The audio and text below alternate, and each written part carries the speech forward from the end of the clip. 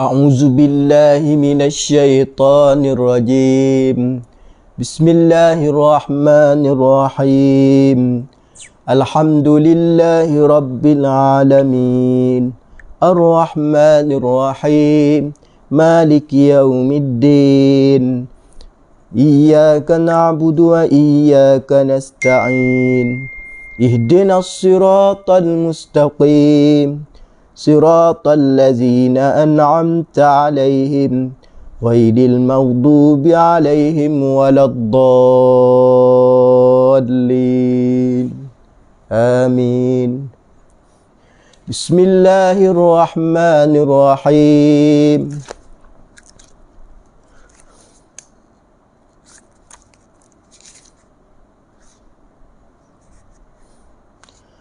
والسابقون الأولون من المهاجرين والأنصار والذين اتبعوهم بإحسان رضي الله عنهم ورضوا عنه وأعد لهم جنات تجري تحتها الأنهار خالدين فيها أبدا ذلك الفوز العظيم.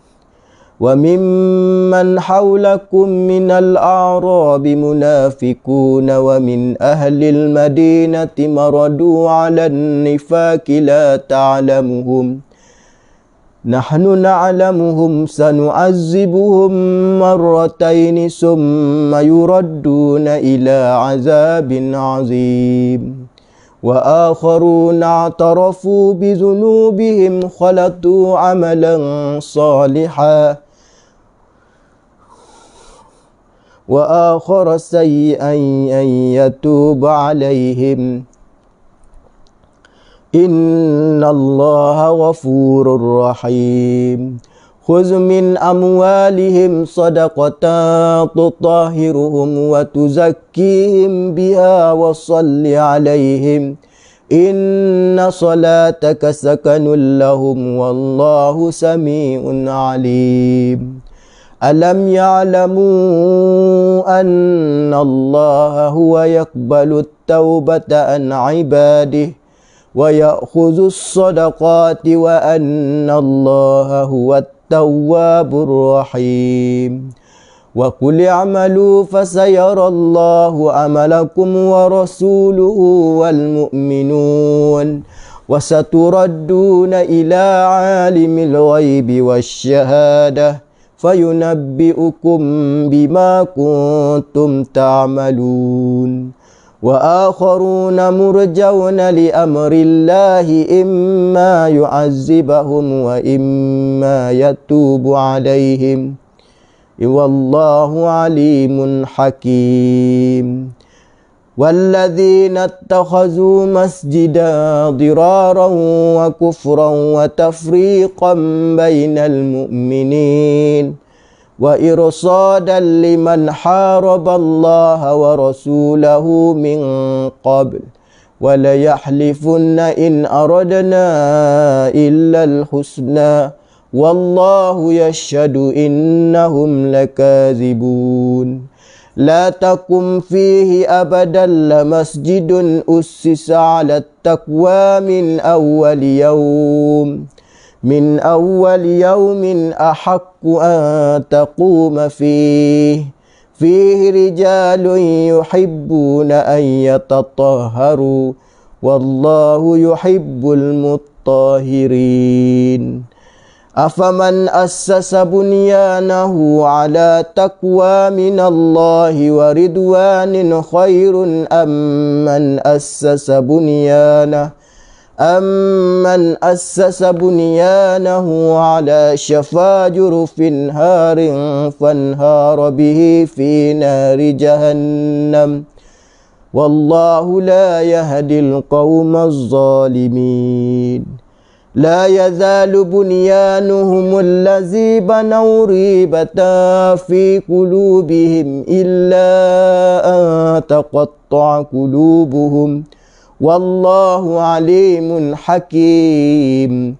Innallaha ashtara minal mu'minina anfusahum wa amwalahum bi anna lahumul jannah yuqatiluna fi sabilillahi fayaqtuluna wa yuqtalun wa'dan 'alaihi haqqan fit Taurati wal Injili wal Qur'an wa man awfa bi ahdihi minallah fastabshiru bi bai'ikumul ladzi bay'atum bih wa dzalika huwal fawzul 'azim. التائبون العابدون الحامدون السائحون الراكعون الساجدون الآمرون بالمعروف والناهون عن المنكر والحافظون لحدود الله وبشر المؤمنين.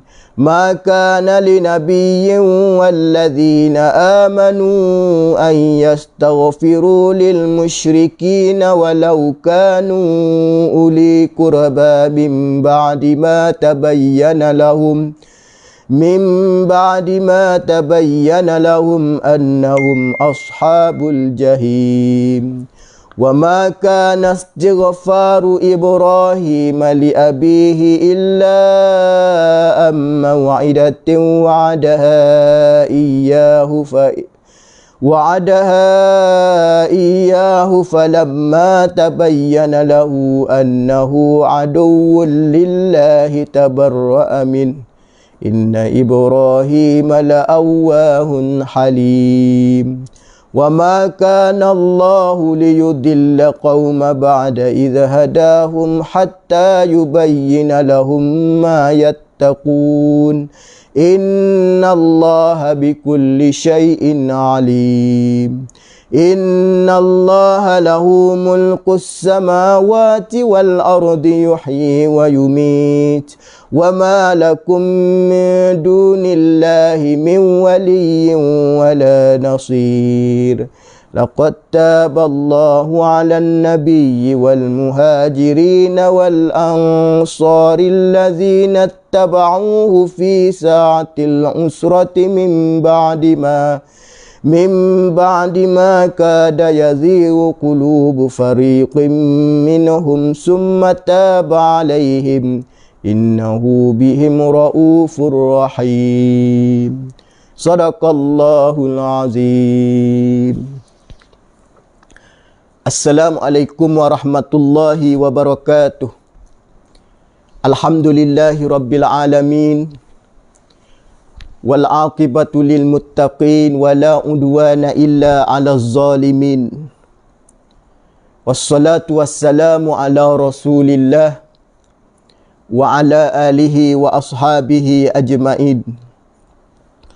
Qala subhanaka la ilma lana illa ma 'allamtana innaka antas sami'un alim. Qala rabbi shrah li sadri wa yassir li amri wahlul 'uqdatam min lisani yafqahu qawli. Allahumma salli ala sayidina Muhammadin al-Fatihi lima ughliq wal khatimi lima sabaqa nasiril haqqi bil haqqi wal hadi ila siratikal mustaqim. Wa ala alihi haqqa qadrihi wa miqdarihil azim. Amma ba'd. Alhamdulillah summa alhamdulillah, segala puji dan syukur kehadrat Allah Subhanahu wa taala. Kita masih diberi kesempatan, peluang dan ruang oleh Allah. Pada pagi ini dengan kesempatan yang ada, maka memanfaatkan kita sebaik mungkin ruangan ini para jemaah sekalian. Kita mengisi dengan perkara-perkara yang memberi manfaat. InsyaAllah mudah-mudahan kita akan selamat kehidupan di dunia maupun di hari akhirat insyaAllah. Sebelum Ustaz meneruskan perbicaraan ataupun perbincangan pada pagi ini, rakan-rakan yang berada di dalam live, Ustaz mahu share dulu insyaAllah, sama-sama kita berkongsi. Mudah-mudahan perkongsian kita dengan keadaan diberkati dan diberi oleh Allah sebaik-baik insya-Allah. Mudah-mudahan perkongsian kita pada pagi ini perkongsian yang menambah ilmu, memberi manfaat. Kerana kita tahu ilmu yang memberi manfaat ini akan menjadi penyelamat kepada kita suatu hari nanti. Yang mana Nabi SAW kan pernah bersabda, "Iza mata ibnu Adam in qata amaluh illa min salas." Apabila matinya anak Adam, kata Nabi SAW, terputus segala amalan, melainkan 3 perkara. Yang pertama yang disebut oleh Nabi, wa waladun soleh, anak-anak yang soleh. Anak yang senantiasa melakukan kebaikan dan mentaati perintah Allah Subhanahu wa Ta'ala.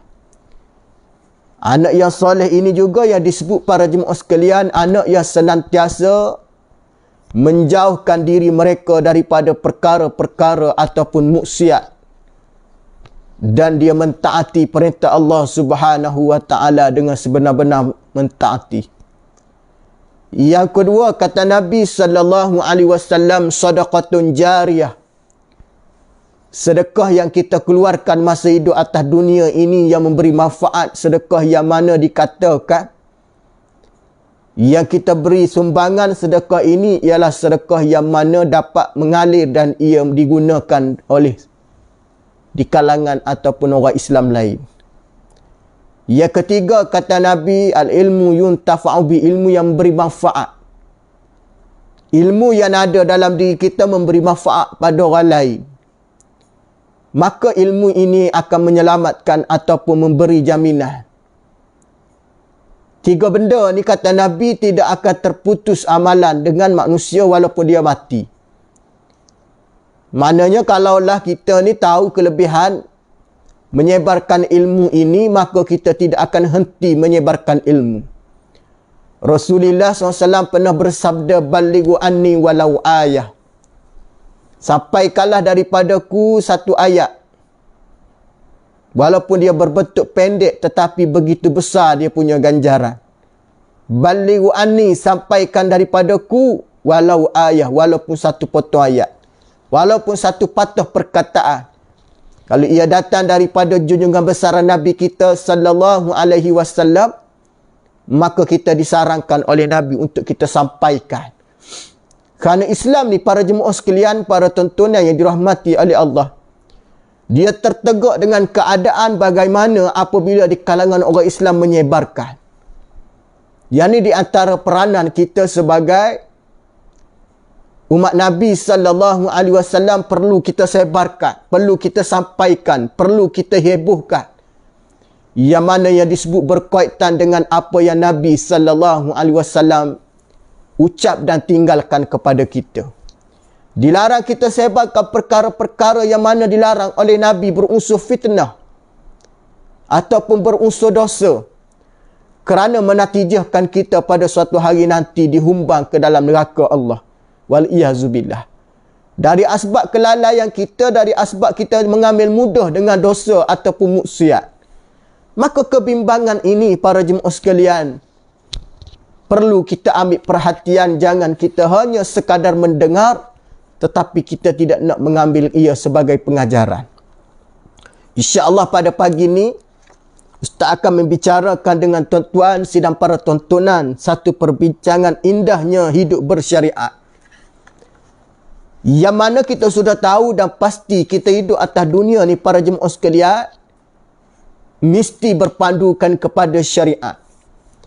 Dan syariat ini yang datang daripada Allah Subhanahu wa Ta'ala dengan tujuan untuk memelihara dan menjaga keharmonian serta kemuliaan manusia. Syariat yang Allah Ta'ala turunkan ini adalah tujuan untuk menyempurnakan keimanan dan keislaman seseorang itu. Syariat juga adalah untuk memastikan seseorang itu berada dalam keadaan jalan yang lurus, jalan yang benar, jalan yang diredai oleh Allah Subhanahu wa Ta'ala. Bertepatan ayat yang selalu kita sebut di dalam ibadat solat, ihdinas siratal mustaqim.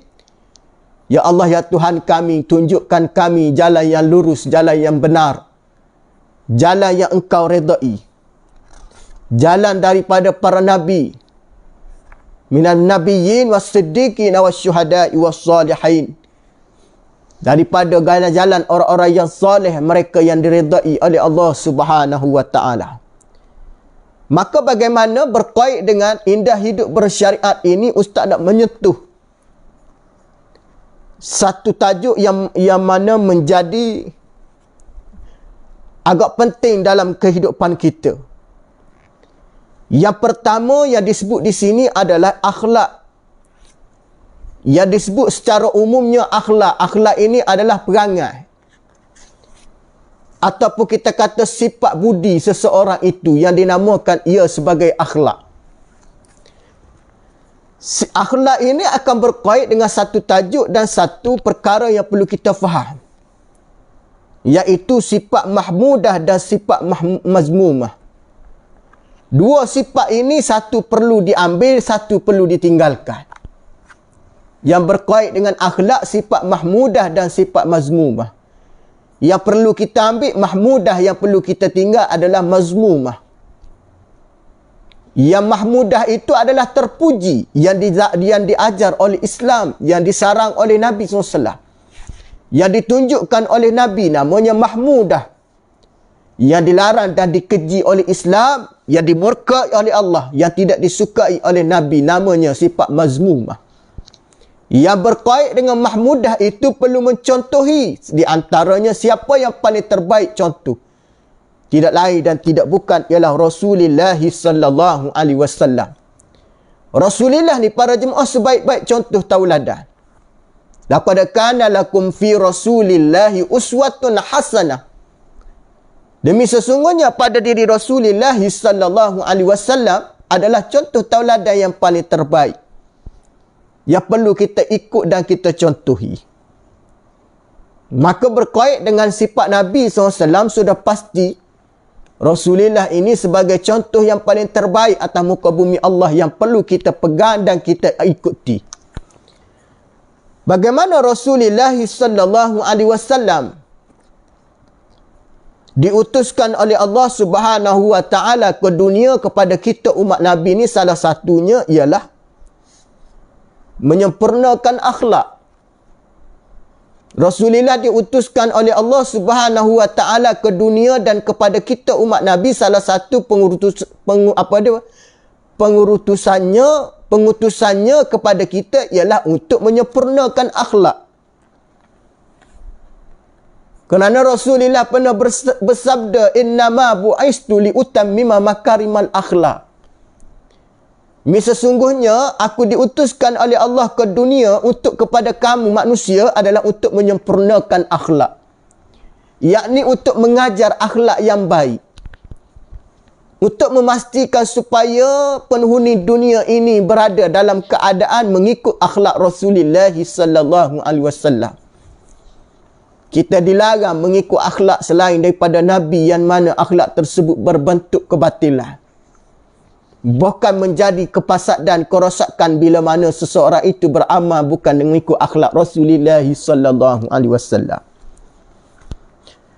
Kerana Rasulullah sallallahu alaihi wasallam juga para jemaah sekalian diutuskan menyempurnakan akhlak, yang mana akhlak Nabi itu berlandaskan kepada Al-Quranul Karim. Al-Quranul Karim ini para jemaah adalah satu anugerah mukjizat yang Allah Subhanahu wa taala beri kepada Rasulullah sallallahu alaihi wasallam, dan Allah taala anugerahkan kepada umat Nabi sallallahu alaihi wasallam mukjizat ini, yang mana mukjizat ini akan kekal abadi dan tidak akan rosak dan hancur selama-lamanya. Mukjizat lain dah tak ada dah. Mukjizat nabi-nabi terdahulu pun dah setelah mati nabi-nabi mereka sudah tidak ada mukjizat. Tetapi mukjizat Rasulullah sallallahu alaihi wasallam, yakni Al-Quran, sampai bila-bila akan ada dan akan menjadi contoh ataupun ikutan kepada umat Rasulullah sallallahu alaihi wasallam yang kita sebut sebagai umat akhir zaman, umat yang senantiasa berada dalam keadaan diberi oleh Allah Subhanahu wa taala ujian walau bagaimanapun sunnah Rasulullah ataupun Rasulullah adalah di antara contoh tauladan yang paling baik. Maka berkait dengan akhlak Rasulullah sallallahu alaihi wasallam ni, para jemaah berlandaskan kepada Al-Quranul Karim. Al-Quran yang mulia, kalamullah yang turun kepada Nabi sallallahu alaihi wasallam. Satu ketika apabila Siti Aisyah radhiyallahu anha ditanya mengenai akhlak Nabi sallallahu alaihi wasallam, satu ketika ditanya mengenai akhlak Nabi kepada Sayyidatina Aisyah radhiyallahu anha, yakni isteri Rasulullah sallallahu alaihi wasallam. Ditanya mengenai akhlak Nabi sallallahu alaihi wasallam, maka Aisyah radhiyallahu anha menjawab, kana khuluquhu Qur'ana. Rasulullah sallallahu alaihi wasallam, kata Aisyah, memiliki budi pekerti Al-Quran. Kalau nak tengok akhlak Nabi, kata Aisyah radhiyallahu anha, bacalah Al-Quran, tengoklah apa yang terkandung di dalam Al-Quran. Sudah pasti Al-Quran ini, para jemaah sekalian, syarat dengan kebaikan. Dipenuhi dengan peringatan, dipenuhi dengan kebijaksanaan. Banyak cerita-cerita dan contoh tauladan yang perlu kita pelajari daripada Al-Quran. Maknanya jawapan Sayyidatina Aisyah radhiyallahu anha ketika ditanya kana khuluquhu Qur'ana, ini membuktikan Rasulullah sallallahu alaihi wasallam itu ataupun seseorang yang mana mempunyai nilai budi pekerti yang tinggi. Akhlaknya yang tinggi, budi pekerti yang tinggi, contoh tauladan yang paling terbaik. Maka alangkah beruntungnya jika kita jadi umat Rasulullah sallallahu alaihi wasallam, khususnya yakni umat akhir zaman, jika mana kita berpegang kepada sunnah dan mengikuti akhlak Rasulullah, maka kita diberi kejayaan. Bukan sekadar hidup di dunia, mahupun kita hidup di hari akhirat yang sudah pasti menjadi tempat impian kita pada suatu hari nanti. Ini yang perlu kita faham, para jemaah sekalian, yang berkait dengan akhlak Nabi ini, akhlak yang paling terbaik. Tu bagaimana Rasulullah sallallahu alaihi wasallam, dia ni kenal umat baginda. Nabi ni dia kenal kita, para jemaah sekalian. Rasulullah sallallahu alaihi wasallam kenal umat dia. Rasulullah ni dia tahu umat dia. Salah satunya dia kenal umat Nabi SAW. Nabi kenal umat dia, di antaranya umat yang mana senantiasa mengamalkan sunnah. Nabi juga kenal umat dia bila mana umat dia mengikuti akhlak Rasulullah sallallahu alaihi wasallam. Apabila umat dia ikut akhlak dia, ikut perangai Nabi, maka Nabi kenal umat dia.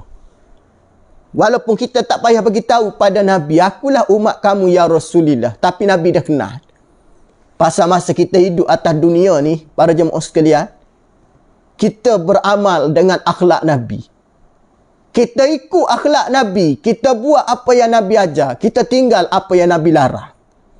Maka Nabi SAW di hari kiamat ataupun ketika bertemu dengan umat dia, dia kenal umat dia. Selain umatnya yang banyak mengamalkan sunnah dan berselawat kepada dia, dia kenal juga di antaranya ialah daripada akhlak yang terbaik. Bahkan di kalangan umat Nabi juga yang dipilih menghampiri Rasulullah pada hari kiamat, yang duduk dekat dengan Nabi bersama Rasulullah, mendampingi Nabi SAW.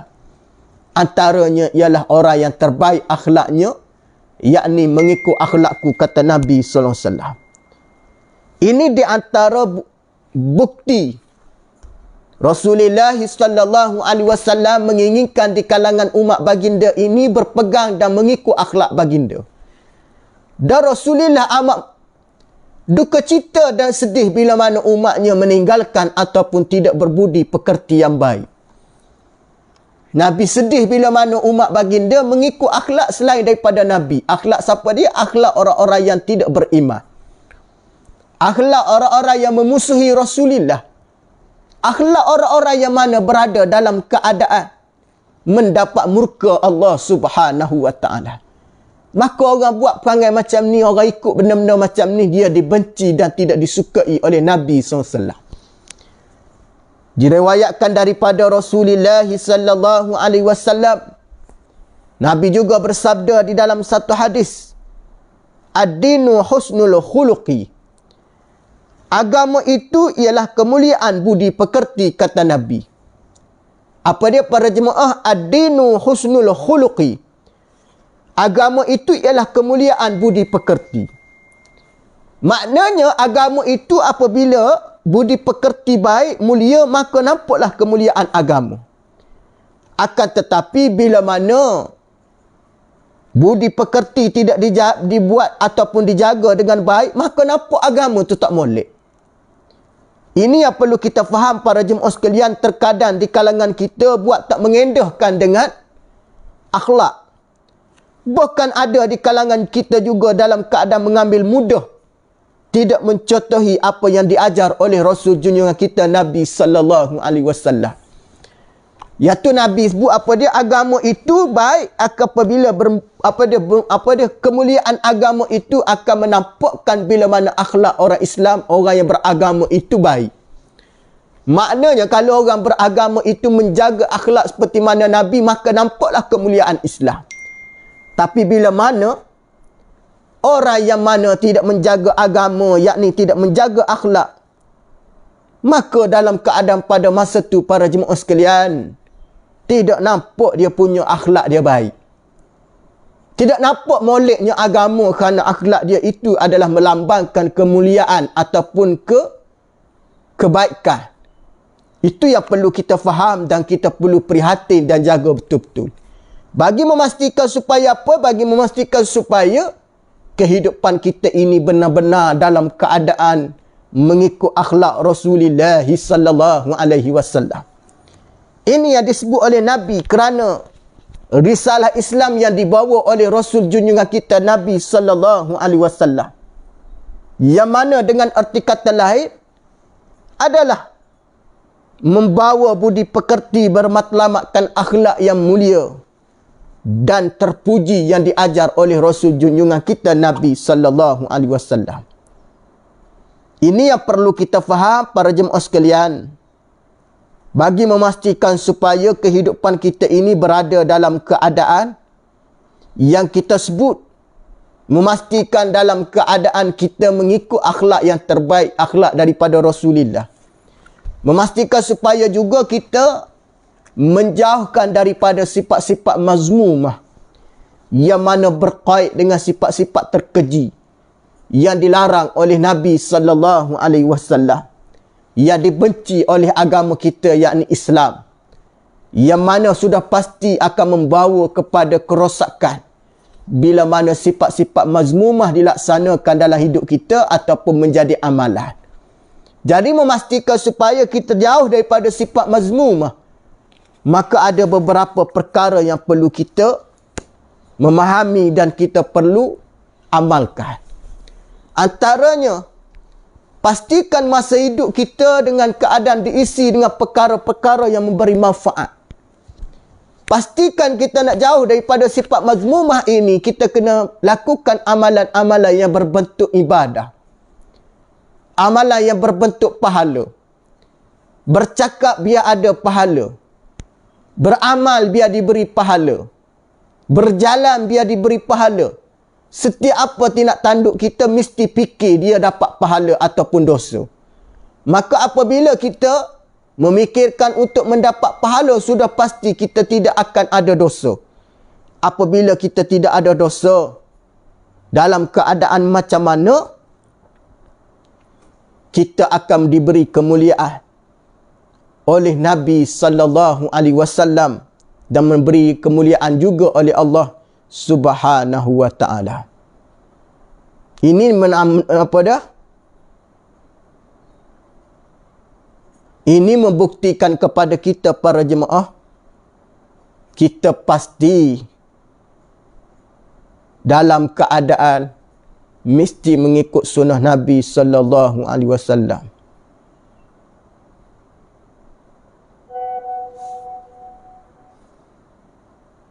Ini perlu kita prihatin betul-betul lah. Yang terakhir pesanan Ustaz, ikutlah sunnah Rasulullah, ikutlah perangai Nabi sallallahu alaihi wasallam. Jangan kita main-main. Kerana kata kita ni kalau sayang pada Nabi, maka pastikan Nabi sebagai contoh tauladan. Jangan kita ikut selain daripada Rasulullah sallallahu alaihi wasallam. Cukuplah sekadar tu pada pagi ni daripada Ustaz. Apa yang baik datang daripada Allah. Ya kurang kelemahan pada diri Ustaz. Ustaz mohon keampunan, mohon kemaafan. Mudah-mudahan kita dipertemukan pada masa akan datang insya-Allah. Wallahu a'lam. Aku li qauli hadza wa astaghfirullahal azim li wa lakum wa lisairil muslimina wal muslimat fastaghfiruh innahu wal ghafurur rahim. Assalamualaikum warahmatullahi wabarakatuh.